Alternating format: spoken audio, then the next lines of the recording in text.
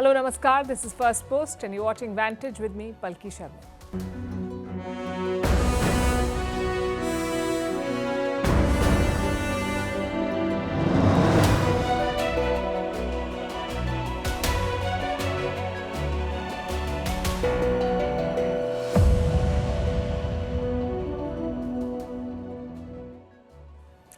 A very happy Holi to all those of you who are celebrating. What a week this has been. The Americans met the Ukrainians in Saudi Arabia. They agreed to a deal. Then they took the deal to Moscow to get Vladimir Putin on board, but Putin is keeping them guessing. He has said neither yes nor no. Instead, he has posed questions and sent the American envoy back to Donald Trump to get their ducks in a row. We'll tell you how this is playing out. Meanwhile, Trump is very serious about what the world thought was a joke. The US president wants Greenland and Canada and the Panama Canal. For the rest of the world, he has tariffs. He says they will make Americans rich, but as of today, they're making Chinese stocks great again. We'll explain how. Also in focus, how India hopes to evade Trump's tariffs, why Elon Musk's DOGE cuts may be reversed, why Poland wants American nuclear weapons, how China and Russia are taking the lead in saving the Iran nuclear deal, why Balochistan remains a blind spot for the West, why a tourist influencer in Australia has triggered nationwide outrage, and how Holi is not just a festival of colors, it is also the time when business blooms. All this and more coming up. The headlines first. Mark Carney sworn in as Canada's new Prime Minister. The ruling Liberal Party overwhelmingly backed him to replace Justin Trudeau. Carney takes over at a time when Canada is embroiled in a trade war with the US. He has never been elected to public office before. General elections are likely in Canada within weeks. Former Philippine President Rodrigo Duterte fails to appear in person at the International Criminal Court. He attended the opening of his Crimes Against Humanity hearing virtually. Duterte was arrested on Tuesday over his deadly crackdown on narcotics. While in office, he is the first former Asian head of state to face charges at the ICC. In the DR Congo, M23 rebels say they are open to talks with the government. This is to end the conflict in the volatile eastern region. Since 2021, the Rwanda-backed rebels have been fighting the Congolese army. They have seized large parts of the mineral-rich territory and sparked fears of a wider war. German parties finally reach a deal over a huge spending plan costing more than $500 billion. Chancellor-in-waiting Friedrich Merz says he has struck a deal with the Greens. The plan calls for massively boosting defense and infrastructure spending. It will now go to the parliament for approval next week. And heavy rains swell rivers and flood streets. In Italy's Florence, authorities issue a red alert for the historic city and urge residents to stay indoors. Schools, parks and cemeteries have all been closed.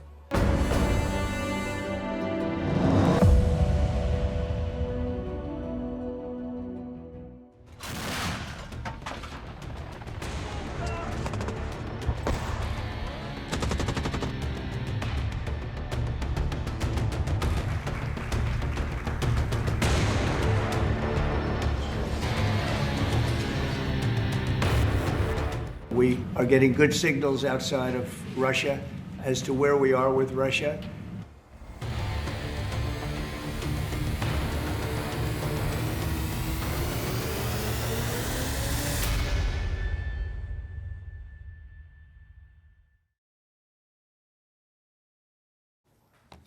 When you work at the KGB for 15 years, you pick up a few things. When you rule a country for 25 years, you pick up a few more. Things like when to commit, when to delay, and when to reject. Vladimir Putin is putting all of that experience to use. The whole world was waiting for his answer to see if he agrees to a truce or not. And what does he do? Throw a googly. We thought Putin had two options here, yes or no. But he has picked a third option, maybe. Putin says he supports the idea of a ceasefire, but he has certain queries. Like who will monitor this truce?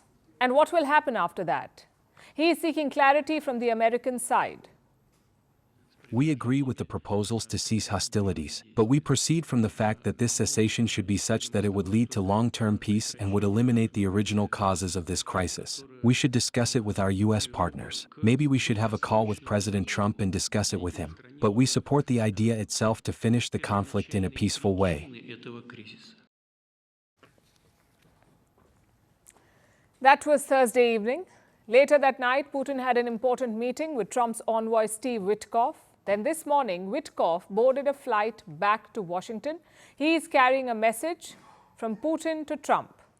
Over in D.C., the U.S. president is still hopeful. He says Russia is willing, or Russia will do the right thing.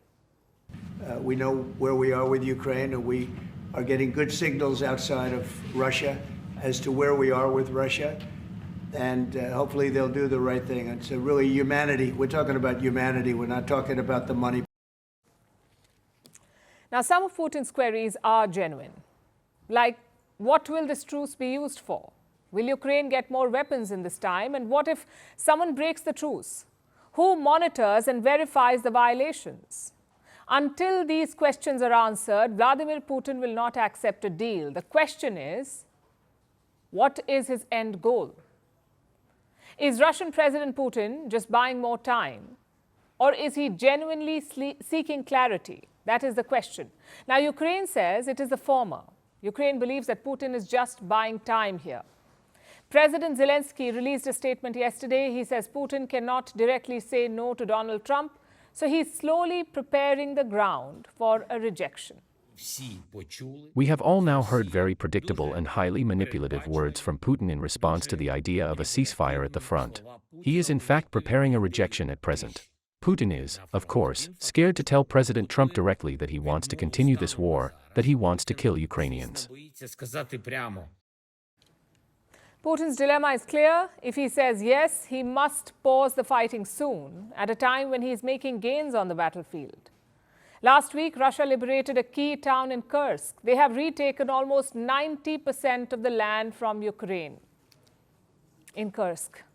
At such a point in the war, a truce is risky. If it falls apart, Putin would have wasted valuable time.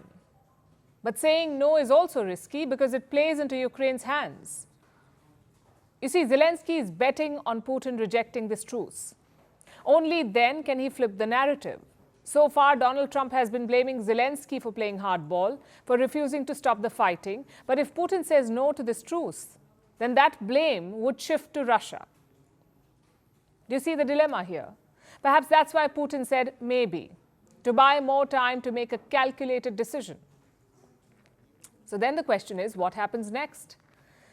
A lot hinges on Putin's talks with Donald Trump. The Kremlin says the conversation is necessary, and on his part, Trump is game. And yeah, I'd love to meet with him or talk to him, but we have to get it over with fast. You know, every day people are being killed. It's not like, as we sit here, 2 people will be killed. Think of it. Putin has a clear objective here. Last time he spoke to Trump, things moved very fast. Within days, US and Russian officials met in Saudi Arabia, and they agreed to end the war in Ukraine.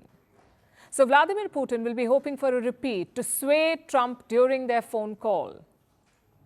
We can only speculate about what comes next.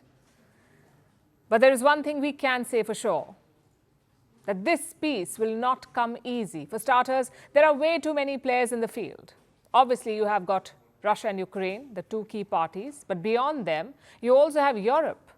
You have Britain and the United States, and all of them add to the complexity. That is one part of the problem. Secondly, look at the differences over a truce.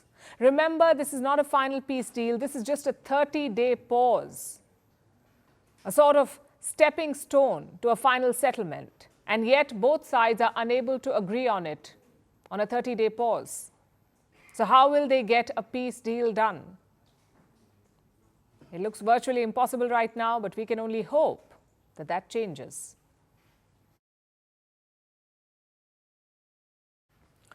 The great imperial tradition is alive and well, or at least that's what Donald Trump seems to think. First, it was the Panama Canal, then it was Canada, and now it is Greenland. Trump keeps floating ideas to expand US territory. His comments drip with bombastic bravado, which, as you know, is his brand, but they also force a more unsettling question. Is this just Trump being Trump, or does it reveal something deeper about America's geopolitical ambitions? Yesterday, Donald Trump met NATO chief Mark Rutte. He was in the White House. The two leaders discussed a range of issues, including Greenland, and that is when Trump made his demand. He said he wanted Greenland and that NATO could make it happen. Thank you, Mr. President. Greenland. What is your vision for the potential annexation of Greenland and getting them potentially to... Well, I think it'll happen, and I'm just thinking, I didn't give it much thought before, but I'm sitting with a man that could be very instrumental. You know, Mark, we need that for international security, not just security, international. And we have a lot of our favorite players, cruising around the coast, and we have to be careful. Greenland is a part of Denmark, and Denmark is a member of NATO. It was one of the 12 founding members of the NATO alliance. So Trump wants NATO to help him take over Greenland. That too from a NATO member. How does that even work? Let me paint a scenario for you. Trump asks NATO to help him take Greenland. NATO takes the land from its own ally. So Denmark, under attack, invokes Article 5. This article is a part of the NATO's charter. It says an attack on one NATO member is an attack on all. So now NATO has to defend Denmark from itself. If this sounds absurd, it's because it is. And even the NATO chief thought so. The issue in the high north, so the Arctic, so what you did, so when it comes to Greenland, yes or not joining the US, I would leave that outside for me, this discussion, because I don't want to drag NATO in that. So Mark Rutte wants to keep NATO out of this bizarre plan. That should have been hint enough for Donald Trump, but the US president did not give up. He went on and on about Greenland and how the US needs it for national security. You know, Denmark's very far away and really has nothing to do. What happens, a boat landed there 200 years ago or something, and they say they have rights to it. I don't know if that's true. I don't think it is, actually. But we've been dealing with Denmark, we've been dealing with Greenland, and we have to do it. We really need it for national security. I think that's why NATO might have to get involved in a way, because we really need Greenland for national security. And it's not just Greenland that Trump wants. He wants another NATO founding member, and that is Canada. Trump has called Canada the 51st American state. He wants it to join the United States of America. And it's something that he's been saying repeatedly. He called former Prime Minister Trudeau the governor. He's also imposed tariffs on Canada and launched a trade war to force them to capitulate. To be honest with you, Canada only works as a state. We don't need anything they have. As a state, it would be one of the great states anyway. This would be the most incredible country visually. If you look at a map, they drew an artificial line right through it. Trump is calling an internationally recognized border an artificial line. Imagine that. It shows you how far America can push its northern neighbor. And beyond Greenland and Canada, he's also been eyeing a water body, the Panama Canal. Trump wants full control of it. According to reports, the Pentagon is exploring military options to take the canal by force. Now, we can't dismiss all of this as fringe ideas. We can call them Trumpian quirks. But doing that would mean ignoring America's long history of expansionism. In 1803, the US bought the territory of Louisiana from France. It includes half of southern US. In 1867, the United States purchased Alaska from Russia. In 1898, the US annexed Hawaii after overthrowing its monarchy. In the same year, it also took control of Puerto Rico and Guam. This was after the Spanish-American War.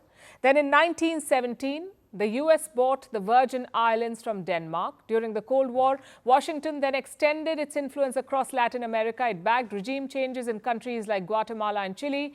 In 1946, it even made an attempt to buy Greenland, which shows you that this idea is not entirely new. In 1961, the US launched an invasion into Cuba to overthrow the regime of Fidel Castro. The Bay of Pigs invasion, you may have heard of it, it failed. And then we have the Panama Canal, a relic of 20th century American interventionism. This canal was built and controlled by the US for decades. It was only in 1999 that they handed it to Panama, but it's still meant to serve American interests. The idea to take it back by force may seem absurd, but history shows why it is not surprising at all. American leaders have always treated this region as their playground. The governments, the leaders, the people, they're all expected to suit Washington's interests. Even Canada. In the 19th century, many American politicians entertained the idea of taking over Canada, but over time, those ambitions faded. And the two countries deepened their economic and security ties, but now Donald Trump wants to disrupt that. His rhetoric may be extreme, but his ideas are quintessentially American. He's just doing it minus the pretense of fostering democracy or upholding human rights. That's how American leaders in the past have justified their conquests. They've used everything at their disposal, money, pressure, military power, and dressed it up as a service to the world. Donald Trump is just being more brazen about it. So his desire to take over Greenland, Canada, and the Panama Canal is not just a story of one man's obsession with maps. It is a story of how America sees the world and its place in it.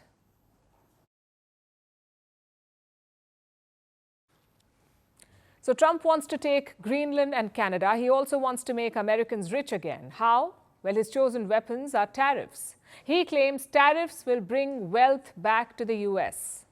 The president does love tariffs. He said it's one of his favorite words in the English dictionary, and he believes in tariffs because they'll ultimately make America rich again. They're going to raise revenue. They're going to help us pay down our debt. Most importantly, they're going to bring American jobs here back home. The tariffs are kicking in, but they're not making Americans rich. Instead, the wealth is pouring into China. That's right. Chinese stocks are reaping the gains of Trump's tariffs. Let me show you a list.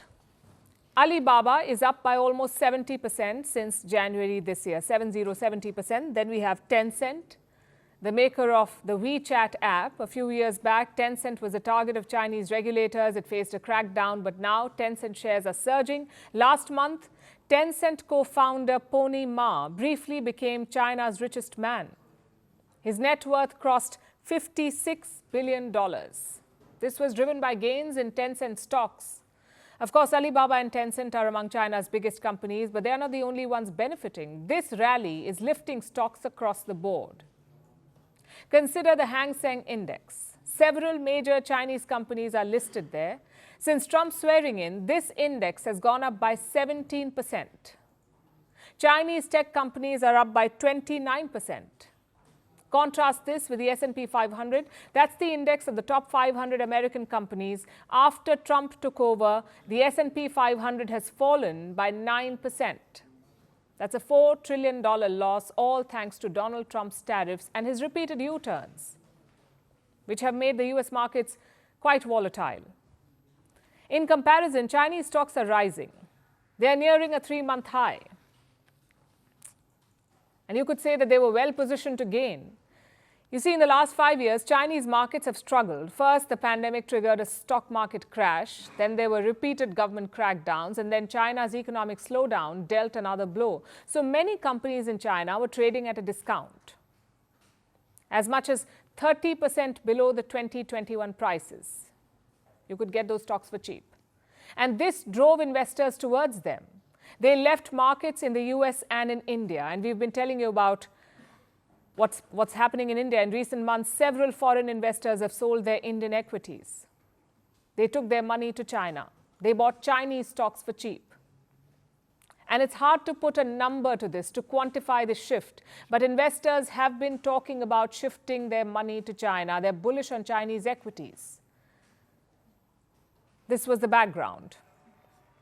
Then came Donald Trump with his erratic policies. He turbocharged the shift.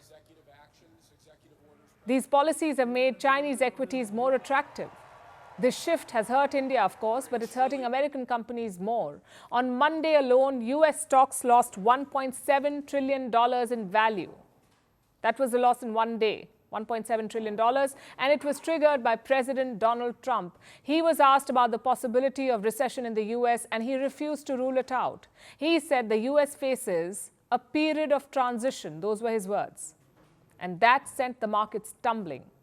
A day later, Trump tried to reassure investors. I don't see it at all. I think this country is going to boom. But as I said, I can do it the easy way or the hard way. The hard way to do it is exactly what I'm doing, but the results are going to be 20 times greater. Mr. President, you asked... And remember, Trump is always right. Right? Mr. President, when you look at the market selling off, that didn't concern you? And Nope, where do you see it doesn't going? concern me. I think some people are going to make great deals by buying stocks and bonds and all the things they're buying. I think we're going to have an economy that's a real economy, not a fake economy. Just trust me. That's what Trump was trying to say here, but that's not enough to convince investors, even those who are Trump supporters. His trade war is making them bleed money. Again, I have a list. We have Bernard Arnault, who is the owner of LVMH. He has lost $5 billion. LVMH is the parent company of Louis Vuitton. It owns many other luxury labels, and this company has taken a hit. Then we have Mark Zuckerberg of Meta. His net worth too is down by $5 billion. Google co-founder Sergey Brin has lost $22 billion. Jeff Bezos of Amazon, $29 billion. And finally, we have Elon Musk, Donald Trump's favorite billionaire and Tesla founder. His net worth has plunged by $148 billion. That's the biggest loss on this list. Musk is the closest to Trump, and he has suffered the biggest loss. Together, these billionaires have lost over $200 billion. And guess what they have in common besides their wealth? They all attended Trump's presidential inauguration. Not as spectators, but as supporters. They were there to support President Trump, to show how close they were to this administration in the hope that this would boost their business. But it has boomeranged. As things stand, Trump's moves are making Chinese businesses great. They're boosting Chinese businesses and bleeding the Americans.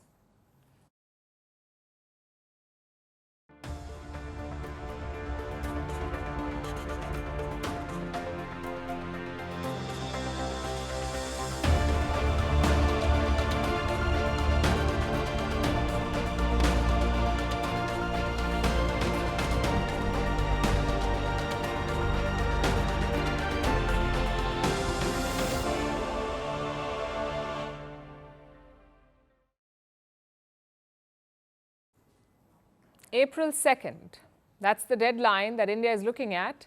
On that day, Donald Trump's tariffs will kick in, his much-hyped reciprocal tariffs. And India has reasons to fear them because the US is India's biggest export market. We sell goods worth $87 billion to the United States, so New Delhi will be eager to escape those tariffs. The question is, how? Well, one option could be to buy American. Trump's main goal here is to level out the trade imbalance. You see, right now, India has a trade surplus with the US. We export more than we import from the United States. President Trump wants to correct this imbalance, and India could be game. On Thursday, India's Commerce Minister met industry heavyweights. He had a straight message for them: identify areas where we can replace Chinese goods with American ones. Basically, buy from the US instead of China. And what would that achieve? It would reduce America's trade deficit with India. This seems to be part one of India's strategy, to buy American goods. The other is reducing import tariffs. India has already cut rates on whiskey and high-end bikes. The search is on to find more such sectors. Reports say the textile sector is open to tariff cuts. So is the gems and jewelry sector. They're confident about their price and their quality, so they feel that they can compete. But sectors like agriculture are not so sure. The government's job is to strike a balance, to relax where it can and stay its ground elsewhere. For now, let's focus on the first part of the strategy, and that is to buy American. What can we buy from the United States?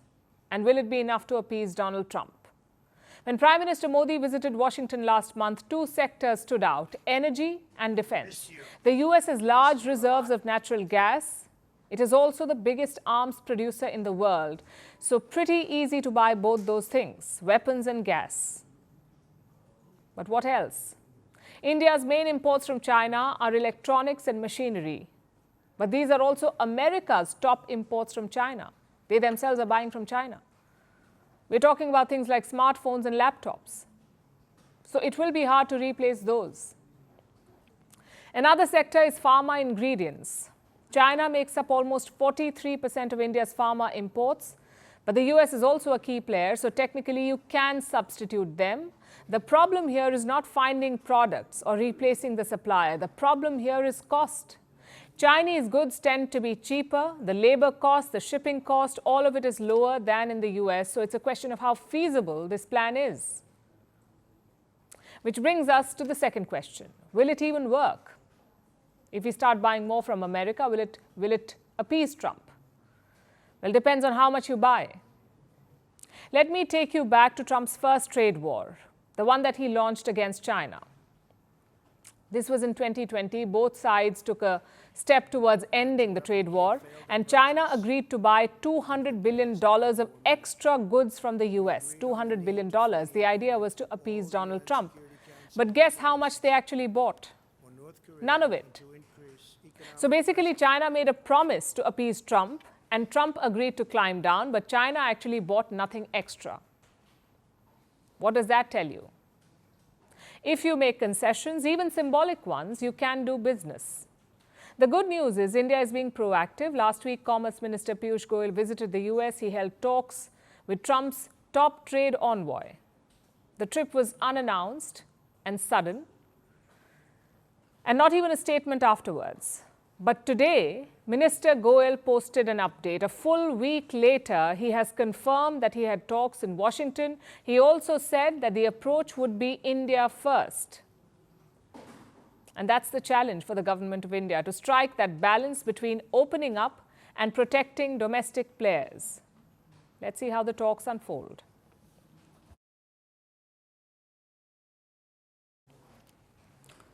Our next story is about the US job cuts. You know that there have been mass layoffs in the United States, mass layoffs targeting government employees. The face of these layoffs is Elon Musk, the world's richest man. Musk has been taking a chainsaw to American government jobs via DOGE, the so-called Department of Government Efficiency. DOGE suggests job cuts, and US government departments rush to comply. That is how it has been so far. But Musk and DOGE now face a new challenge. A judge in America has pushed back against these layoffs, calling them a sham and ordering that the fired workers be reinstated immediately. Here's our report. How many US government workers have been fired so far, roughly 50 days into Donald Trump's second presidency? No one actually knows the exact figure because that data hasn't been made public yet. It is an attack on the worker. But conservative estimates say about 100,000 people, with some 24,000 people being fired outright and around 75,000 opting for buyouts. They chose to quit in return for payments up until September rather than risk getting the axe. That's the big fear among government workers in the United States because of Elon Musk and his Department of Government Efficiency. DOGE is a temporary US government organization brought in to save money. How? Apparently by taking a chainsaw to government contracts and jobs. This is the chainsaw for bureaucracy. Chainsaw! So government workers are destined for Musk's chopping block. Almost 75,000 chose a buyout instead of uncertainty.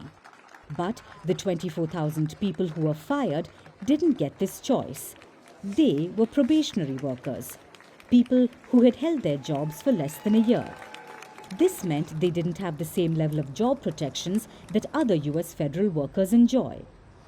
Now, just being new at your job isn't a valid reason for termination. That wouldn't hold up in a court of law. So, US government agencies just said the probationary workers were bad at their jobs. Poor performance is a valid reason for the axe. So, were all the probationary workers actually bad at their jobs? Realistically, probably not. But it didn't matter. Musk and DOGE called for job cuts. So, the US government agencies delivered. But now, weeks after the fact, it seems the US legal system has finally intervened. This is not happening in the dark. 2 judges ruled against the DOGE cuts yesterday, one in California, another in Maryland.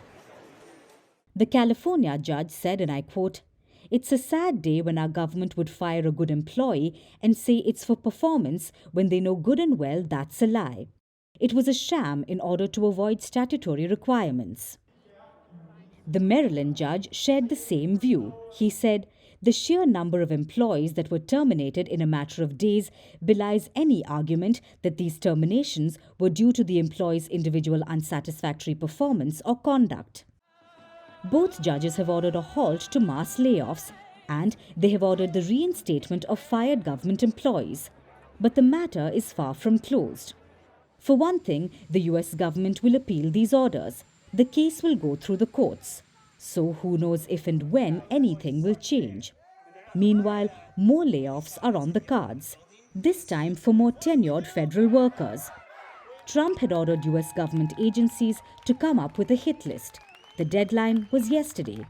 So expect more mass layoffs soon. Meanwhile, some US government agencies have made deals with DOGE, pledging to work with Musk's team to cut jobs. The agencies will be the ones wielding the axe. Musk and DOGE will just drag victims to the chopping block.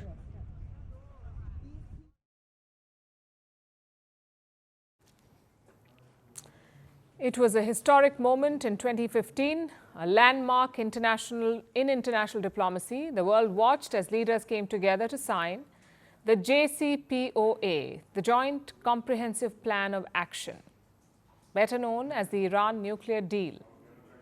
Iran entered into a long-term agreement with global powers, the P5+1. The P5 are the 5 permanent members of the UN Security Council: the United States, the United Kingdom, France, China, Russia. And the +1 was Germany. Together they signed a deal with Iran. It said that Iran would restrict its nuclear program. In return, the world would lift sanctions on the country. That basically was the deal. But in 2018, it crumbled. Donald Trump was US president then. It was his first term, and he decided to pull out of the agreement and to reimpose sanctions on Iran. So, of course, Iran stopped complying with the deal too. It began enriching uranium, which brings us to today. Trump is back in the White House, and the world has a bigger problem.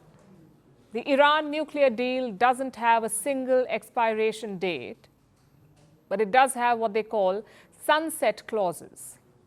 These are provisions that phase out over time, and some crucial ones will expire later this year. So the world is scrambling for a backup to save whatever is left of the deal.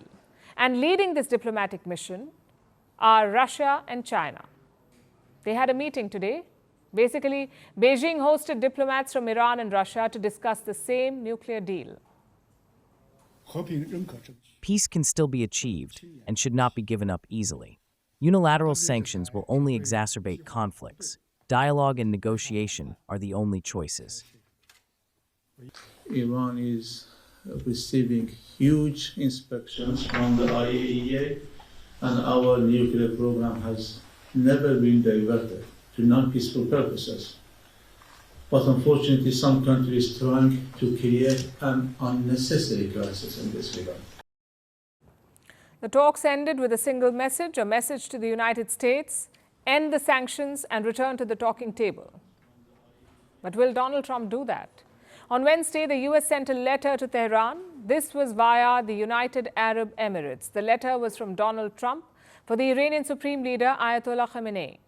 The contents of the letter are not public, but we can take a guess because in public, Trump has given an ultimatum to Iran: make a new deal or suffer the consequences. But we have a situation with Iran that something's going to happen very soon. Very, very soon. You'll be talking about that pretty soon, I guess. And hopefully we can have a peace deal. You know, I'm not speaking out of strength or weakness. I'm just saying I'd rather see a peace deal than the other. But the other will solve the problem. Iran Supreme Leader hit back. He said the U.S. was bullying even President Masoud Pezeshkian. He is a moderate. Even he has rejected talks with the Americans. So where does that leave the Iran nuclear deal? Well, its future depends on a lot of factors. Number one is the role of the United States. Trump says he wants a new deal, but he wants it by force, by imposing sanctions on Iran and sending letters to the regime. It's not clear exactly what he wants. Also, even if the deal is renewed, there is no guarantee that Trump won't tear it up again. So that's factor number one. What will the US do? Number two, Iran's political landscape. They're dealing with an economic crisis, growing inflation, widespread unemployment, energy and water shortages, and a collapsing currency. So anger is growing against the regime. Iran's regional proxies are falling like dominoes, and there are fears of an Israeli attack. So Iran does not have a winning hand here. And factor number three is the role of China and Russia. Both these nations have deepened their economic and military ties with Tehran. They're positioning themselves as crucial intermediaries, especially in any future negotiations. They have supported Iran's energy sector. They've given a lifeline to the country's dwindling economy. So their influence is significant. Also, should diplomacy fail, the ramifications could be severe. Reports suggest that Iran is just weeks away from building a nuclear bomb, and a fully nuclear-armed Tehran could trigger an arms race in West Asia. It could plunge an already volatile region into more chaos. That is why these talks are so significant. The Iran nuclear deal stands at a defining moment, both for Tehran and the world. The choices made in the coming months will shape the trajectory of nuclear non-proliferation and global stability for years to come.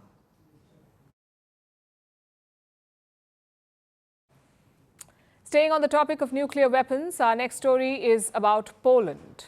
Poland is a Central European nation, and it is one of the most concerned about the war in Ukraine. Because look at Poland's neighborhood. It shares borders with 7 countries. Among them are Ukraine, Russia's ally Belarus, and Russia itself. So Poland is worried that it could be next in line, that it could be the next to face Putin's wrath. So the country wants nuclear weapons to deter Putin and Russia. Poland's president has reportedly asked the US to deploy nukes on its territory, and this comes after their prime minister said something similar. The prime minister was considering France's offer to expand its nuclear shield over Europe. So basically, both of Poland's leaders, the president and the prime minister, seem to back nuclear deterrence. Our next report has the details. Poland is on high alert. It is worried about the fallout of the Russia-Ukraine war and Moscow's ever-expanding reach. Warsaw believes that it could be next, so it wants a deterrence. A nuclear deterrence to keep Russia at bay. But it would take years for Poland to develop its own nuclear weapons. So instead, it wants help from a friendly nuclear-armed nation. Poland's president, Andrzej Duda, believes that that friend could be the US. He has apparently proposed nuclear sharing to Keith Kellogg, the US Special Envoy for Ukraine. Nuclear sharing may sound like a radical idea, but it has been done before, plenty of times, including with Poland itself.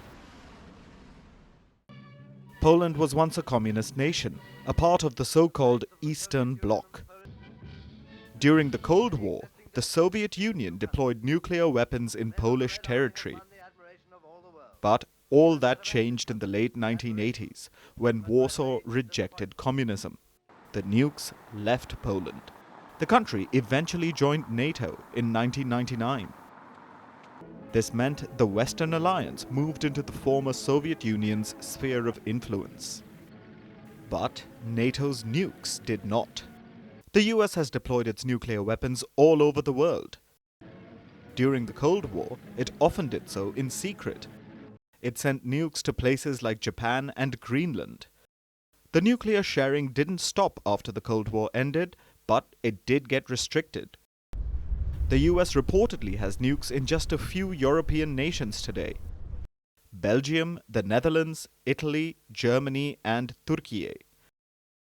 The nukes are in American military bases in these countries. These aren't the latest nuclear weapons. They are reportedly old, first-generation B-61s, so nothing high-tech. But even an old nuke is still a nuke, and Poland wants some too. President Duda said, the borders of NATO moved east in 1999, so 26 years later, there should also be a shift of the NATO infrastructure east. America might not be comfortable with the thought, though. US Vice President J.D. Vance has weighed in. He said that he would be shocked if Donald Trump agreed to Duda's idea. Duda isn't alone in wanting nukes. Poland's other power center, Prime Minister Donald Tusk, also wants a nuclear umbrella. But he seems to prefer French nukes to American ones. He has apparently already had serious talks with French President Emmanuel Macron about this. So Tusk was asked about Duda's American outreach. I would really like it. And this is also an obvious reason for the Polish state to formulate certain expectations when we do it publicly, when we are certain or have reasons to be convinced that such appeals or calls will be heard. In this case, it is the American administration and President Trump. It is better to deal with such matters in discretion rather than through press interviews. But I appreciate the efforts of President Duda, because I am convinced that only goodwill and the desire to strengthen Polish security guided the president. Tusk and Duda are political opponents. They come from different parties, so they each have their own approach. But what they have in common is that they both want nukes. Will this common desire materialize into anything real? If it does, one thing is certain: Russia and Vladimir Putin will be livid.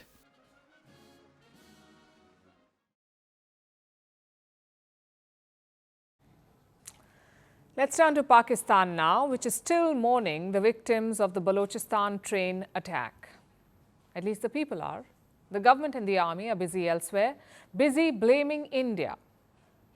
Yesterday, their foreign minister accused New Delhi, and today it was the army's turn. Listen to what they said.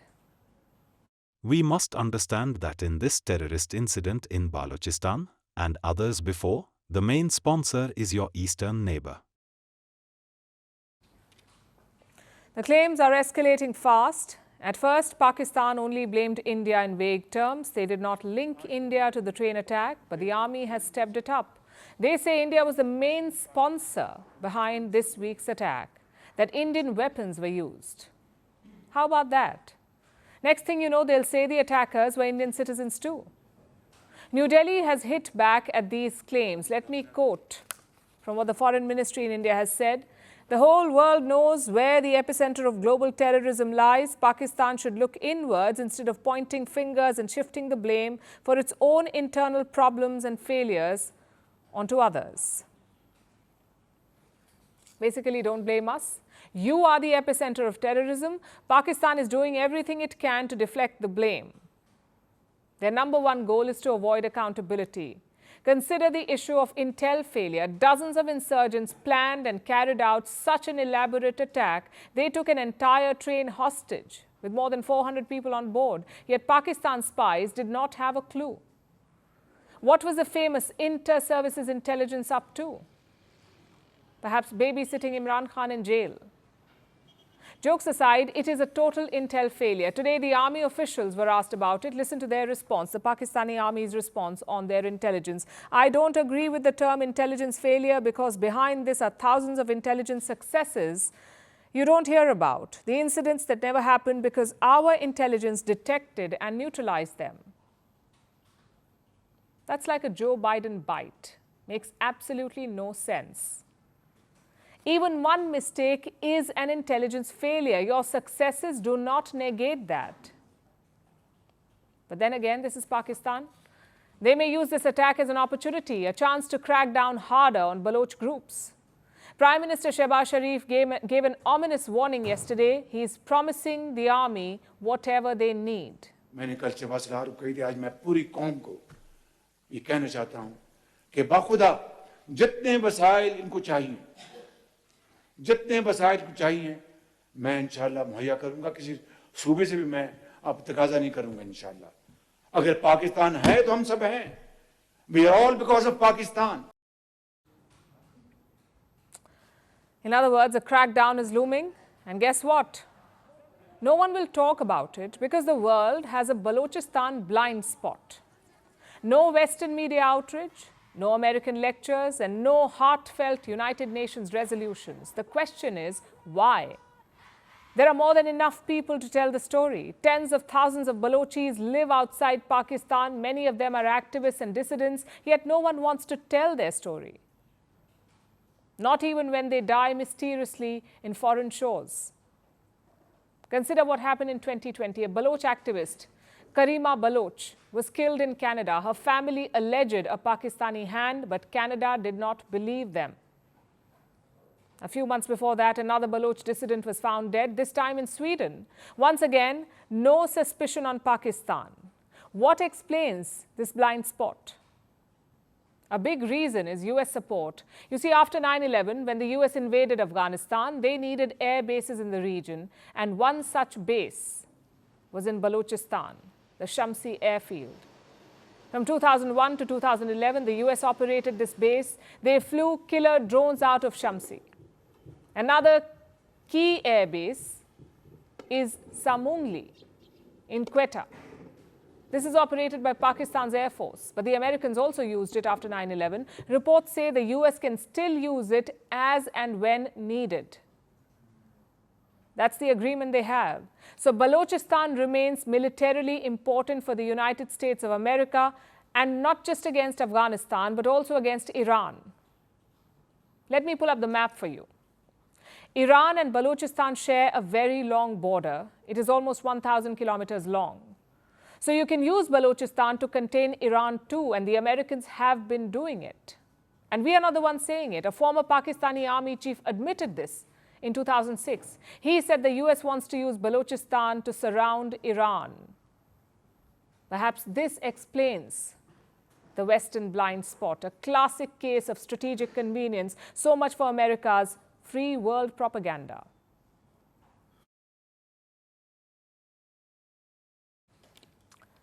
Our next story tonight will either make you cringe or rage.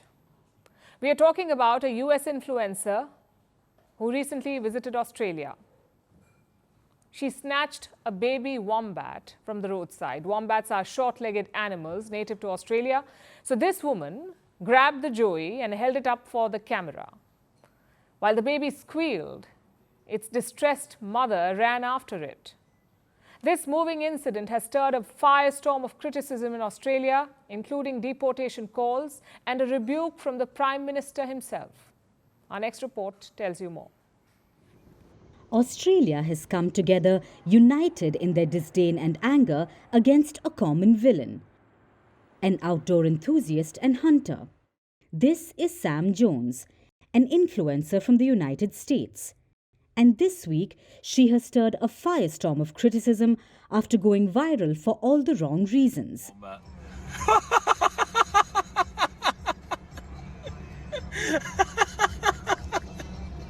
Look at the mother. It's like, oh, it's chasing after her.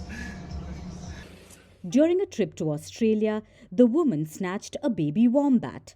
Wombats are short-legged muscular animals that are native to Australia. Jones grabbed the joey from near its mother at night on the side of a remote road. Then she ran back to her vehicle, showing off the wombat, holding it up for the camera. As the baby wriggled and squealed and its distressed mother ran after her child, the woman says in the video she posted online, "Okay, Mama's right there, and she is pissed. Let's let him go." The influencer then released the joey on the roadside. This incident has outraged Australians. Prime Minister Anthony Albanese suggested that she try this with a crocodile and see how it goes. To take a baby wombat from its mother and clearly causing distress from the mother is just an outrage. And, you know, I suggest to this so-called influencer, maybe she might try some other Australian animals. Take a baby crocodile from its mother and see how you go there. Take another animal that can actually fight back rather than stealing a baby wombat from its mother. See how you go there. Now that's a fair point. Animal rights groups have also denounced the video. The drumbeat of criticism has included death threats on social media and calls to deport the woman. Australia's Minister for Home Affairs said officials would review the woman's visa. Meanwhile, an older video of her holding an echidna, which is another animal unique to Australia, drew even more criticism. Now, amid the threat of deportation, the woman has posted an apology, saying, "I'm really sorry about the wombat incident. It was a mistake." And finally, she has fled Australia. While Jones has not been charged or deemed a threat, the incident raises many questions about the misbehavior of tourists in foreign lands, especially when it comes to animals who cannot speak up for themselves. Because Jones is not an isolated case here. In 2023, a tourist in the United States lifted a newborn bison calf, as a result of which the calf was rejected by its herd and had to be euthanized. In another case, a man was seen harassing bears by charging towards them before a bear chased after him. Such cases are more common than you would think.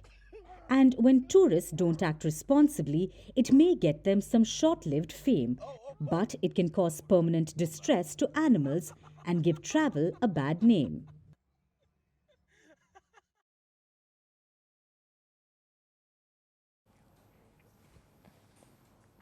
Faces coloured, streets chaotic, sweets gone. The celebration of Holi in India is a sight to behold. As you may already know, Holi is a festival of colours. It is one of India's biggest festivals. Millions smear family and friends with colour. They prepare special foods, sing and dance, and mark the start of spring in India. Holi signifies a time of rebirth. There are many stories behind this festival. According to Hindu mythology, the most popular story is that of Prahlad, and here's how it goes. Prahlad was a devotee of Lord Vishnu, and his father was a tyrannical king called Hiranyakashipu. Now, the king had a gift from God. He could be killed neither by a human nor by an animal, neither indoors nor outdoors, neither at day nor at night. So he wanted everyone to worship him. But Prahlad remained devoted to Vishnu. Enraged, the king ordered his sister Holika, who was immune to fire, to sit with his son in a burning pyre to kill him. That's when Lord Vishnu intervened. The fire burned Holika, while Prahlad remained unscathed, and Lord Vishnu appeared in the form of Narsimha, half human, half lion, and killed the king Hiranyakashipu. This is what the festival of Holi marks every year, the victory of good over evil. It is celebrated with bonfires and colors, and this joyous occasion brings people together. बहुत ही अद्भुत नज़ारा है और यहाँ की होली तो world famous है। India के हर एक कोने से आदमी आ रहा है यहाँ पे होली खेलने और बहुत ही अच्छा लग रहा है, बहुत मजा आ रहा है। But just as India comes alive with a festival of colours, so do its businesses, because Holi has a booming economy worth 60,000 crore rupees. That's about $7 billion. According to India's apex trade body, that's how much the festival of Holi is expected to add to the economy, $7 billion US, which is a 20% increase compared to last year. And if you know Holi, you know that this figure is not surprising. According to one estimate, festive accessories alone make up a market worth $1.3 billion. There are trendy movie-themed water guns, herbal and spray-based gulals. Gulal is a coloured powder. Then there is apparel with Holi-themed T-shirts and, of course, pre-Holi and post-Holi skincare products. But if that is too much, people just go for the Holi masks and wigs. You name it, there is a Holi product for it. It is no wonder then that this festival is a bonanza for online shopping platforms. Your Flipkart, Swiggy, Blinkit, Zepto. Holi shopping is increasingly shifting online. Online sales are estimated to cross $1 billion. As platforms buzz with demands for coconut oil and gujiyas, this sweet is a Holi staple, and it has a huge fan base in India. In fact, last year, one Swiggy user famously ordered gujiyas worth about $300. So today is a blockbuster day for the snack market too, and for the tourism sector as well. So much so that airlines like Indigo are offering discounts, while others are offering an enhanced in-flight experience like SpiceJet, where crew members danced to a popular Holi song and went viral. But dance moves aside, according to a tourism platform, this Holi season has witnessed a 50% increase in flight bookings because luckily this year Holi is also a long weekend. So this surge is driven by thousands of Indians returning home to their loved ones and tourists who are visiting Holi hotspots to get a taste of Indian culture. I'm from America and I came to celebrate Holi, and so far it's been amazing. People have been so welcoming and kind, and it's just filled with so much joy, and so I'm having such a great time. After all, Holi takes many forms in India. In Mathura and Vrindavan, it is a week-long festival with flowers and colors. In Barsana and Nandgaon, it is a festival of playful beatings with sticks. In Banaras, devotees throw ash from pyres. In Punjab, Holi comes with mock sword fights and martial arts. In Udaipur, there is a dazzling display of fireworks. In Bihar, color play and folk songs, and in Goa, a procession of vibrant floats. So it doesn't matter how you celebrate the Festival of Colors, you will do the economy a favor every time you say, let's play Holi.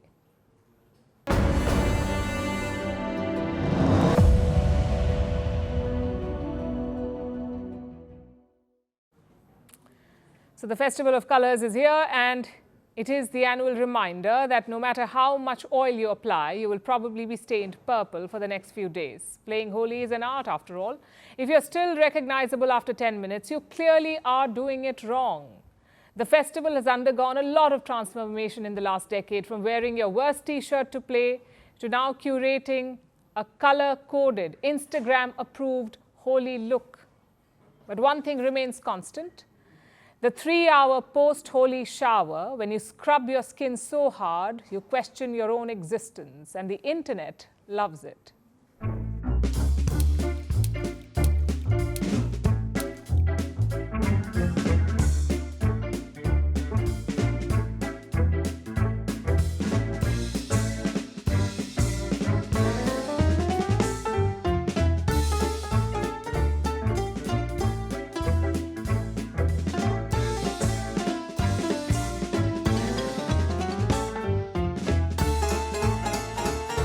पिताजी, आप अच्छे पिताजी हैं।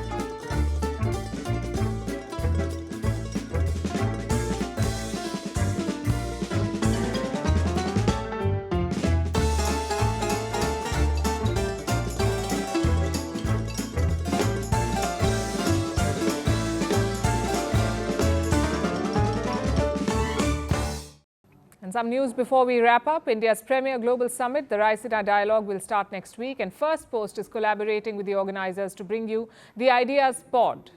On Monday, Tuesday and Wednesday, world leaders, defense chiefs, top diplomats, corporate titans, you can catch all of them on the Ideas Pod. So make sure you tune in. Firstpost brings you the Ideas Pod at the Raisina Dialogue 2025. The largest gathering of global policymakers, thought leaders, and innovators, now on the fastest growing international news platform. Big ideas, big debates, big impact. Only at the Ideas Pod. Raisina Hill. Firstpost gives you front row access to the conversations that matter most. The Ideas Pod. Raisina Dialogue 2025 on Firstpost. From March 17th to March 19th. And now it's time for Vantage Shots, images that tell the story. We have talked a lot about Holi, but here's a look at how it was celebrated here in India and across the globe. We're leaving you on that note. Thank you for watching. Have a great weekend. बुरा ना मानो होली है।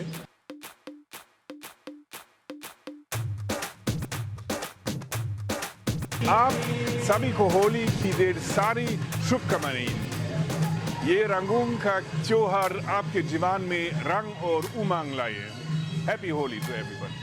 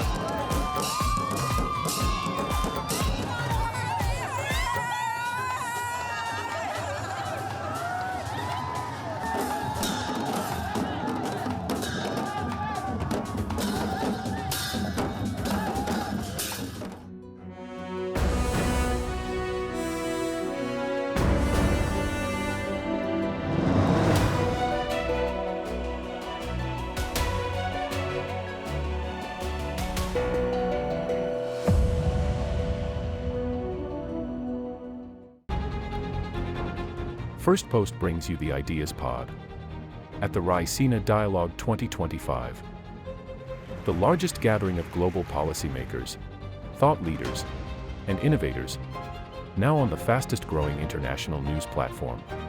Big ideas, big debates, big impact. Only at the Ideas Pod. Raisina Hill. Firstpost gives you front row access to the conversations that matter most. The Ideas Pod. Raisina Dialogue 2025 on Firstpost. From March 17th to March 19th.